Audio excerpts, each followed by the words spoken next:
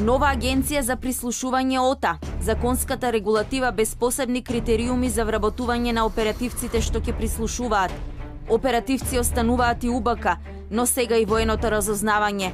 Сепак власта за новиот начин на следење комуникации си даде простор од 1 година. До тогаш ќе се прислушува како и досега. Уште една реформа на владата сега во правосудството. Специјалната обвинителка Катица Јанева сама ќе одлучува кој да биде заштитен сведок и единствено таа ќе го знае неговиот идентитет.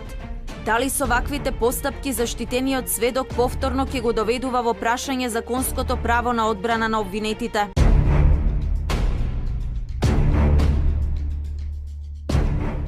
ОТА или Оперативна техничка агенција, ново независно тело во чија надлежност ќе биде прислушувањето за истражните постапки што ќе ги водат јавните обвинителства.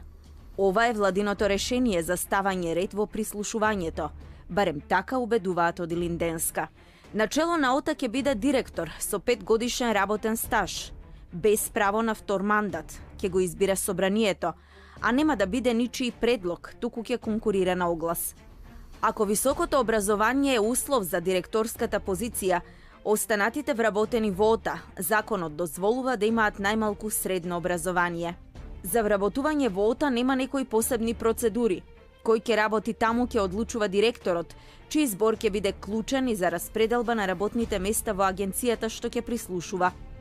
Во законот нема ниту одредби дека во ОТА може да се преземат стручни и искусни вработени од контраразузнавање или од МВР. Како и директорот и оперативците во ОТА, стручните соработници и раководителите ќе имаат бенефициран стаж. Сите ќе бидат овластени службени лица со високи плати. Освен основицата, ќе имаат надомест во висина од 30% од платата, но и дополнителни додатоци за работна успешност, додаток за ноќна работа, работа во недела, работа за време на празници, работа во смени, како и заради посебни услови за работа и опасност по живот, односно постоење висок ризик во извршување на работните задачи. За ОТА ќе има пари плюс и за прекувремена работа.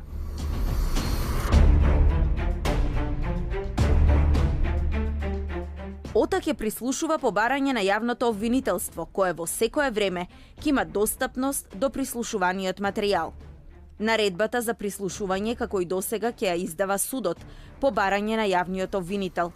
Судија на претходна постапка ќе може наредбата да ја издаде во рок од 48 часа или пак усно доколку се работи за итен случај.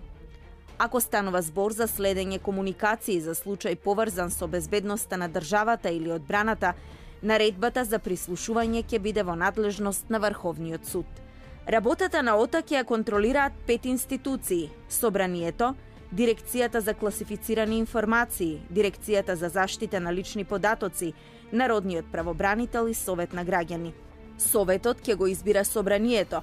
Ќе биде составен од 6 члена, 3 од невладин сектор поврзан со безбедност и човекови права. Советот ќе има надлежност да отвара постапки за контрола на ОТА по предлог на граѓани. Собраниската комисија пак ќе биде составена од председател на предлог на опозицијата и 4 членови, 2 на власта и 2 на опозицијата. Ова собраниско тело во ОТА ќе може да влегува ненајавено, најмалку еднаш на 3 месеци.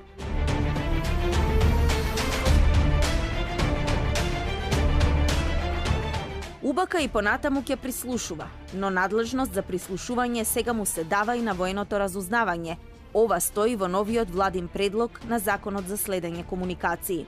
Ако ги прочитате членовите 23 и 37 од Законот за внатрешни работи, ќе заклучите дека Управата за безбедност и контраразузнавање како извршен орган за спроведување на законите во составот на МВР е овластена за собирање податоци за цели на кривични истраги, откривање на кривични дела и гонење сторители поврзани со контраразузнавачка активност, спротивставување и заштита од тероризам, како и од други активности насочени кон загрозување и насилно уривање на демократските институции утврдени со Уставот на државата. Во работата на УБК влегува и собирање податоци на потешки форми на организиран криминал, поврзани со безбедноста на државата. УБК има извршни полициски овластувања кои ги определува министерот за внатрешни работи.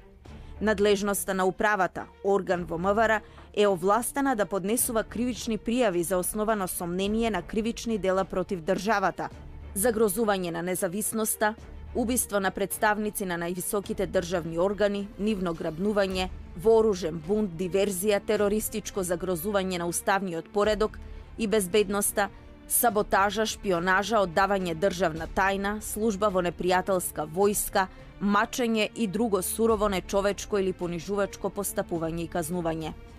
Значи, УБК не е разознавачка информативна служба, туку безбедносна служба во состав на МВР, која се занимава со внатрешните работи поврзани со безбедноста и контраразузнавањето. Според законската надлежност, УБК ќе продолжи да ги следи комуникациите за безбедносни цели, односно, според членот 30 од Законот за следење комуникации, полициски службеник, овластен од министерот за внатрешни работи, поднесува барање за следење комуникации до јавен обвинител, заради заштита на интересите на безбедноста и одбраната на државата, или пак за дело против државата, регулирано во Кривичниот закон од член 305 па се до член 327. Во Законот за внатрешни работи, каде е уредена работата на УБК, пишува дека контраразузнавачите во управата собираат податоци за водење истраги, а следењето на комуникациите е само една мерка. Со предлог новиот закон за следење комуникации, УБК не е исклучена од прислушувањето. Овластени органи за спроведување на мерки за следење комуникации заради заштита на интересите на безбедноста и одбраната на државата за безбедносни цели се УБК во Министерството за внатрешни работи, Агенцијата за разузнавање, но со законските измени надлежност за прислушување и се дава и на Војната служба за безбедност и разузнавање во Министерството за одбрана. УБК и војното разузнавање практично стануваат извршни органи во состав на МВР и Министерството за одбрана, а Агенцијата за разузнавање останува единствена национална информативна агенција. Од тука се наметнува прашањето дали новиот центар за прислушување ОТА ќе прислушува за потребите на двете безбедносни служби, УБК и војното разузнавање, а монополот за прислушувањето повторно ќе го имаат МВР и сега веќе и Министерството за одбрана. Загрижува фактот што за воената служба нема ниту собраниска комисија што ќе ја контролира нејзината работа. Повторно УБК, а сега и воената служба за безбедност и разузнавање како две безбедносни служби во составот на министерствата ќе преминуваат мерки следење на комуникации. Новина е тоа што за прв пат ќе мора да се јават како подносители на пријави до јавните обвинителства во претходна постапка за кривични дела против државата и вооружените сили. Во законската измена за следење на комуникации спорниот член 175 избришан. Операторите нема да бидат повеќе должни да обезбедат траен пристап во реално време да се следи нечија комуникација. Но и покрај законските измени за прислушување, уште цела една година начинот за следење комуникации во државата ќе биде постаро.